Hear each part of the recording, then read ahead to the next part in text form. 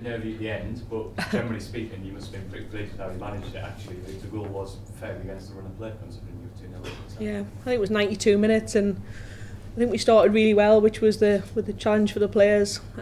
More was wary when we kind of come off an international break that we always look a little bit leggy because we haven't had that momentum going into the fixture. So to start brightly in the score after 2 minutes was pleasing. Followed up by Mary's goal on 20 minutes, and then I thought we were comfortable, to be fair, on the chances that we had as well. Jenna Deere and Grace Eade both had great chances. We could have gone in 4-0 up. Probably showed able to sort of slightly different side of your game in terms of probably fairly comfortable with Watford out the ball because that lady had and try and pick them off, and it worked well at times, and especially Katie pressing and things like that. Seems to be pretty pleased to see that slightly different side of your game. Yeah, I think it's always a challenge when the opposition play a different formation. You're occupying different spaces on the pitch, and we play quite an unusual formation with like a box in midfield, 2 holders and 2 10s. So they caused problems at times, but overall in general I was quite happy with our defensive structure, and it allowed it to break into the spaces they left behind.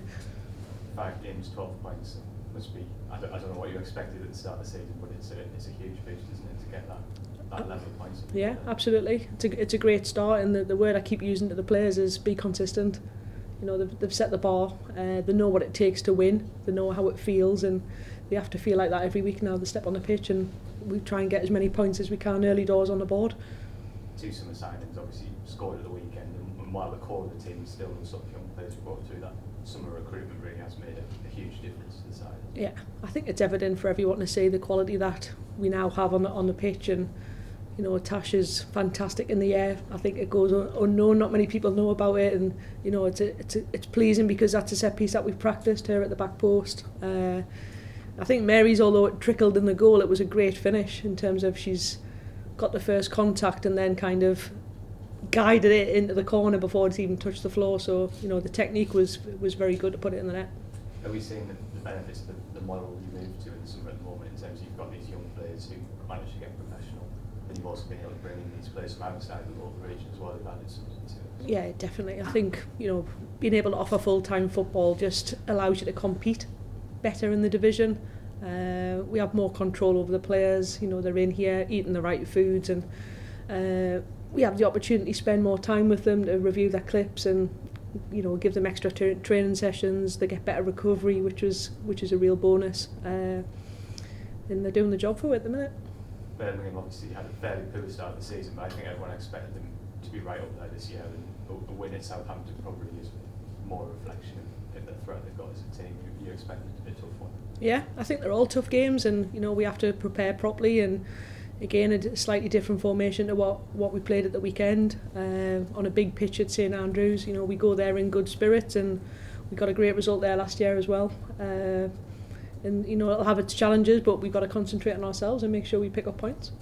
One very familiar face obviously in Neve Herron, someone you were disappointed to lose in the summer. She was obviously a really good player for you over a 2-3 year period, really. Yeah, obviously she came through the pathway and did terrific for the football club. We wanted to retain her. There was a contract on the table, but she wanted to explore other options, which we got to respect, and we'll be up against her, and she's a good player. It's been such a great start, Mel. Has it made you adjust your aims for the season? No, not at all. We just take one game at a time, and we're delighted with the results so far, but we know it's going to be a roller coaster at times, and we're enjoying being on the high at this moment. I'm not going to ask you if you're surprised, because you seem very confident about the team at the start of the season, but are you kind of sort of less surprised than maybe some other people are with how well it's going? Yeah, I think the recruitment was tough in the summer. We spent a long time, me and Steph, looking for the right players to bring in.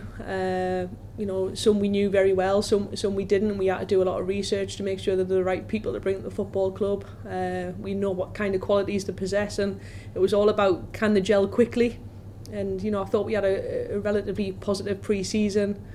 We had a mixture of different oppositions, different formations. We took them away camping, tried to gel them together as quickly as possible, and thankfully we started pretty well against London City, although it was 0-0, and from there we've kind of kicked on, and long may that continue.